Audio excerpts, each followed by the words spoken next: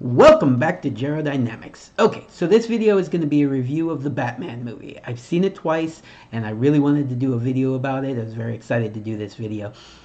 So the first time I saw it in an IMAX theater, and the second time I saw it in 4DX. And so I want to touch on those experiences as well. There will be no spoilers during the majority of this video. At the very end, I will let you know. I will do some spoilers, and more just like general spoilers, not giving away the full ending of the movie, but just talking about some things that will give away too much of the movie. If I was watching this video, I wouldn't want to know these things, that sort of thing. Okay, so first let's kind of touch on the experiences of the two different theaters. So IMAX, if you've seen an IMAX movie, you know what I'm talking about. The screen is amazing, the sound is amazing. You get in there and you just really feel immersed in the movie in a way that's more natural. The 4DX theater, not so natural, but just so much fun. The seats shake, they sprinkle you with water in the rain scenes. The action feels more physical. I would say that I had a better experience in the IMAX theater, mostly because the 4DX does kind of take you out of the movie a bit and more into the theater. You're experiencing the theater. There's fog effects, there's rain, there's shaking, there's, everybody else in the theater is having a good time. So if you're there for the movie, then I would say go see it in IMAX. If you're there for a fun experience, see it in 4DX. Or do it like I did, see it in both and just kind of get the both experiences. I would say the 4DX made, and this is in the trailer and all the marketing, so this isn't giving anything away, but the car chase scene in the 4DX theater was just so much fun. There's another scene that I'll touch on during the spoilers section that was just so much fun in the 4DX theater. But then there were some scenes where, yes, he's riding on a motorcycle, but I don't need to feel that in my seat if it's like an emotional scene of him riding on a motorcycle, riding away from something, or having an emotional experience. And so I think the 4DX was a little bit much in certain spots. So, okay, so let's touch on the characters. Robert Pattinson as Bruce Wayne Batman. So, as with most people, I would say probably most people were a little bit shocked when they heard Robert Pattinson was going to be Bruce Wayne in this movie, was going to play Batman. Robert Pattinson is a good actor, don't get me wrong. I don't judge him on the Twilight movies. That's not really my preference. I've never actually watched them all the way through, so I don't judge him based on that. But him in, like, say, The Lighthouse, or him in Tenet, he's so good, and in this movie he is very good. He is a better Batman than a Bruce Wayne, but I think that's on purpose. I think we'll touch on some of that in the spoiler section, but the movie is mostly Batman, hardly any Bruce Wayne. So he's really good as Batman.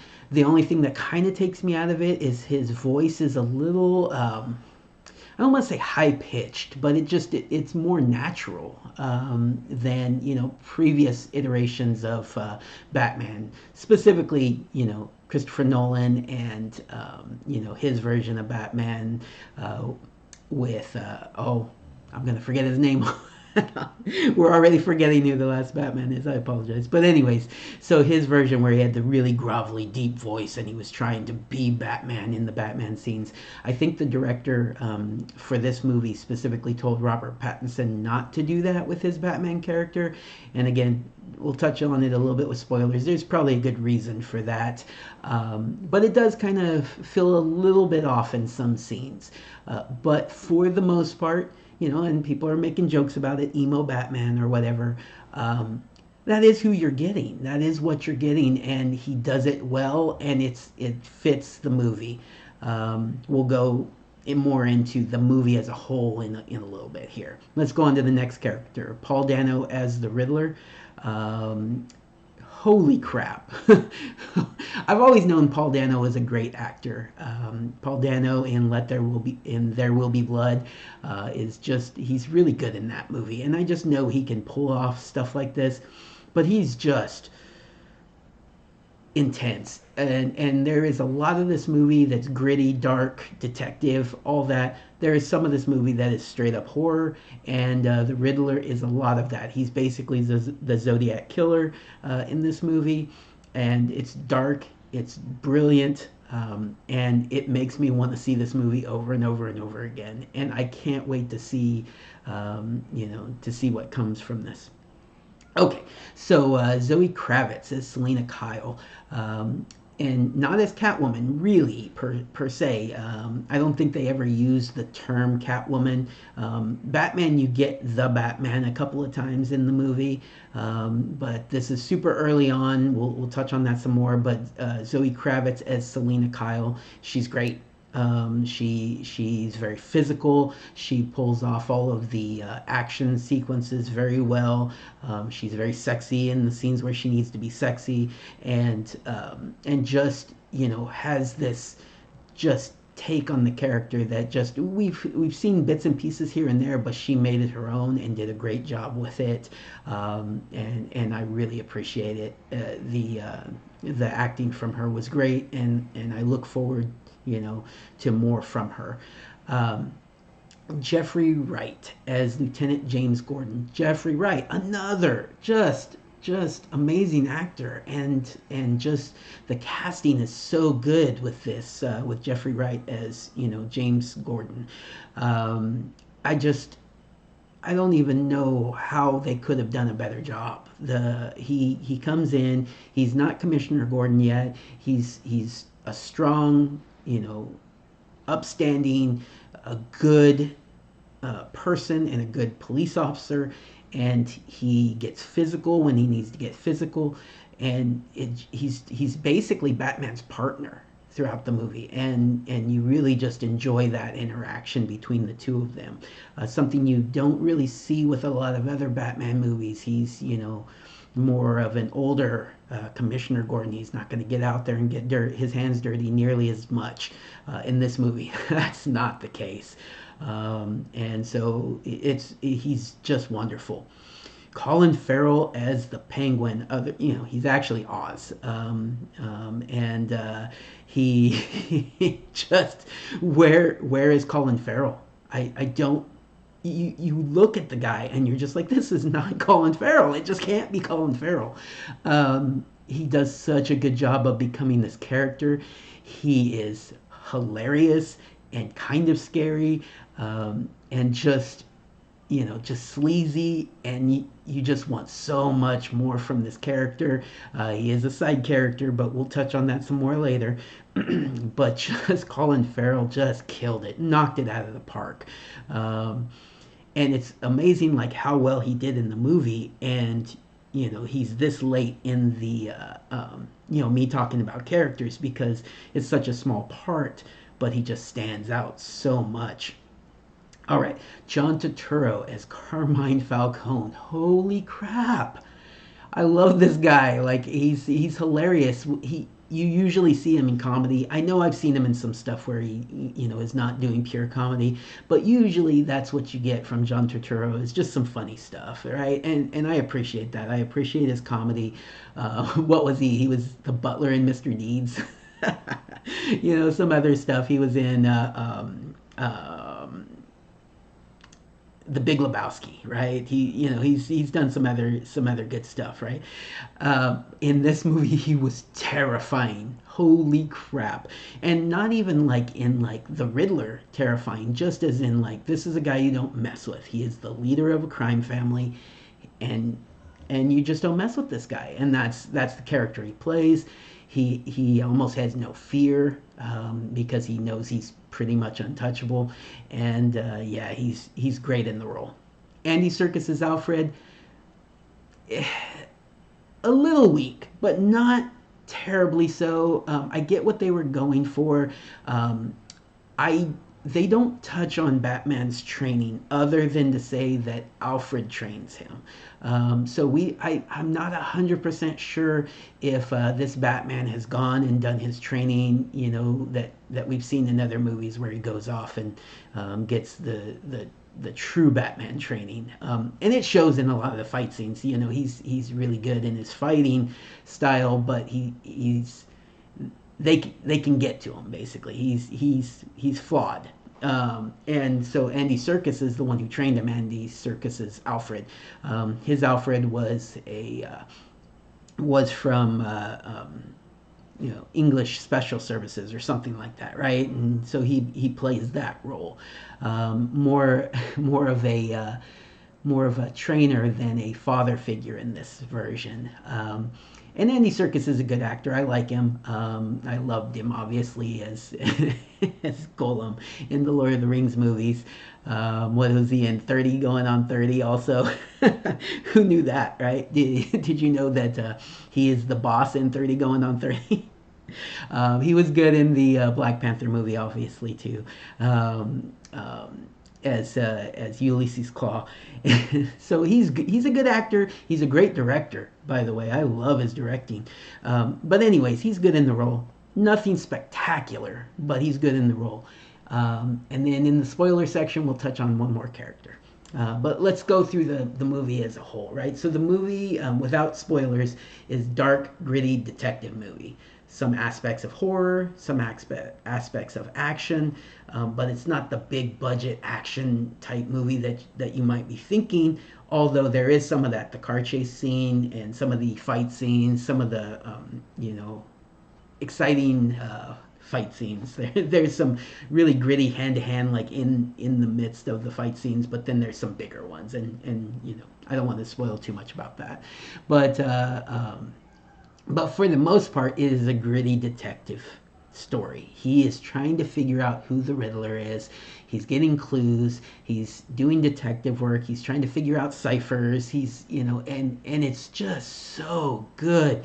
It never drags, right? And it's a 3-hour movie. Keep in mind, 3 hours. Be prepared. Prepare your bladder. It's a great movie, especially considering you're in there for 3 hours and you never feel like it's dragging. So they just put it all together. The timing of everything is well done. The pacing of everything is well done. Okay, so go see the movie. It's a great movie. See it twice. See it once in a regular theater, IMAX, experience. See it in 4DX if that's up your alley. It's fun. Maybe not see 4DX as your first time, but go see the movie. It's a lot of fun. You will leave the theater happy you saw it in the theater. But I believe in about a month it'll be out on HBO Max. So if you don't want to shell out the money, you don't feel comfortable going to the theater, watch it on HBO Max. It won't be quite the experience, but it is a great movie that you will enjoy on HBO Max as well. Okay, spoilers. 3, 2, 1. All right. So again, I'm not going to be talking about like the ending of the movie. I'm not spoiling the ending of the movie for you. However, I am going to be talking about some things, and I kind of feel like maybe I let a little bit slip here and there. I don't want to tell you things that tells you who survives and who dies, right? That sort of thing. In non-spoiler section. But basically, everybody survives except for you know what? I'm not even going to tell you that because it's not really necessary. You do have some deaths through the movie.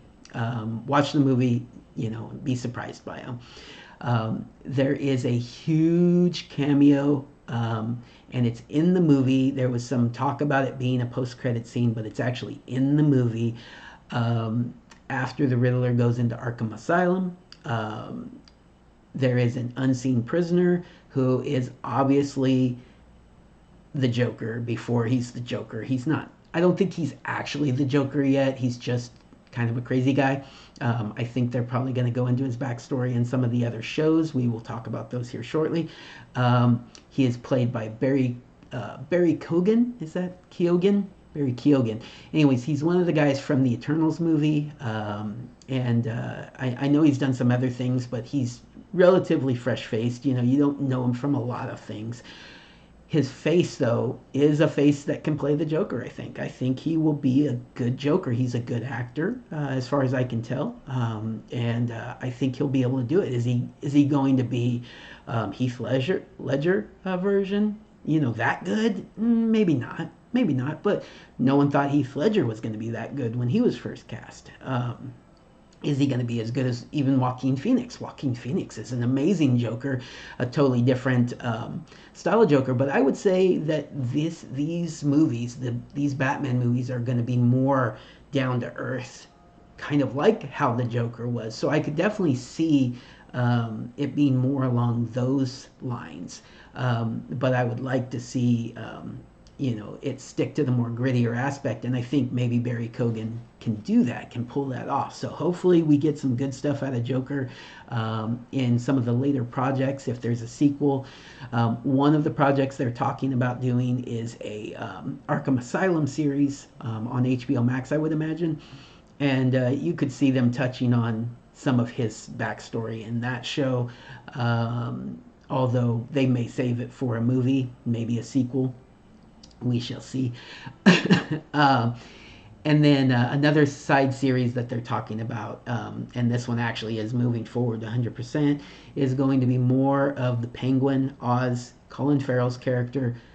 I am so excited for that. That is going to be so good. I can't wait to see more of him in this role and just show us how he, you know, comes up in the crime world. And basically, I think he's going to be a big deal. Of course, he's the Penguin, so you know. You know, some of the scenes that you see, like with them on the motorcycles driving away at the end of the movie, going in different directions. It's supposed to be emotional. That's kind of what I was talking about. That's supposed to be an emotional scene. In the 4DX theater, I felt like the seats were rocking around during that. It was kind of silly. Let's see. So what else? What else is spoilers? You know, without getting too spoilery, like I said, I don't want to give away the ending of the movie. But what I do see is Batman starts out as this fresh, young, more emo character, right? And it's his natural voice, and he's not pretending. He is the Batman. That's who he is. He's not really Bruce Wayne, although, you know, biologically he's Bruce Wayne. That's who he is and who everybody actually knows him as, but he's a recluse. He doesn't come out. No one knows Bruce Wayne. No one knows who this guy is. The Batman is who he actually is, you know, and he just uses the Batman as kind of like a cover for being Bruce Wayne also. But I think moving forward, and kind of one of the things that you get at the end of the movie is that he feels like he needs to be the hope for the city, no longer the vengeance for the city.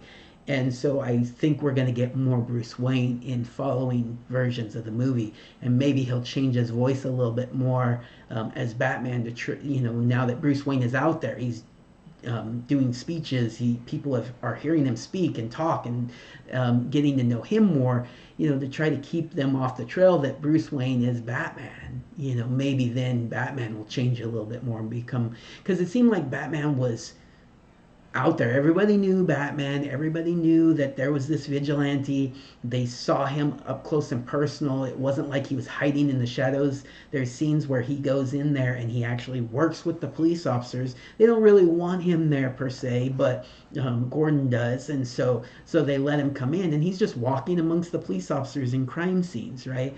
That's not really how I think of Batman. And I think maybe in these early years where Batman's young and he's just trying to like solve crimes without being a police officer, you know, and everybody knows him more as the Batman. I think maybe when he becomes more Bruce Wayne as his you know, real persona, and Batman's his alter ego, maybe that'll change a bit. And so maybe we'll get some changes to the character, both to the Bruce Wayne character and to the Batman character, as we get more of that. He needs to be the hope of the city. He can be the hope of the city as both Bruce Wayne and as Batman, just in different ways, right? And so I'm really excited to see where they go with this character, where they go with the sequels. I really, really want to see more of this. and I think we're going to. It looks like it's very successful, and I don't know, everything is like trilogies these days, so I would imagine we're going to get a trilogy out of this at least. So, all right, tell me what you thought of the movie. Tell me if you think I'm off base on any of this. We can have further discussions about spoilers, in other places. But this video, I didn't want to give away the ending. Let everybody get a chance to try to watch it. This is opening weekend. Maybe you'll watch it in a week or two when the crowds are a little bit less at the theaters. And then after it's been out for a while, then maybe we can talk about the ending and the Easter eggs and the spoilers and just everything going forward, where this universe is going forward from here.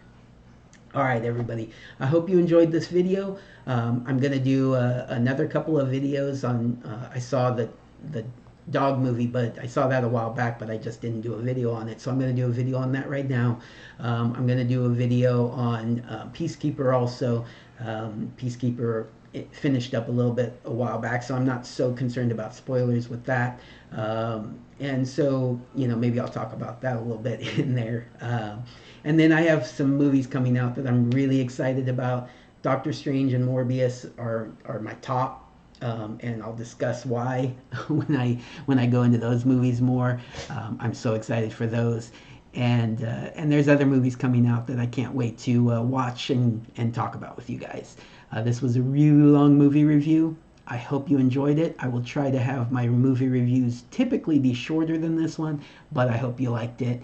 And I look forward to talking to you again very, very soon. Take care, everybody, and have a good day.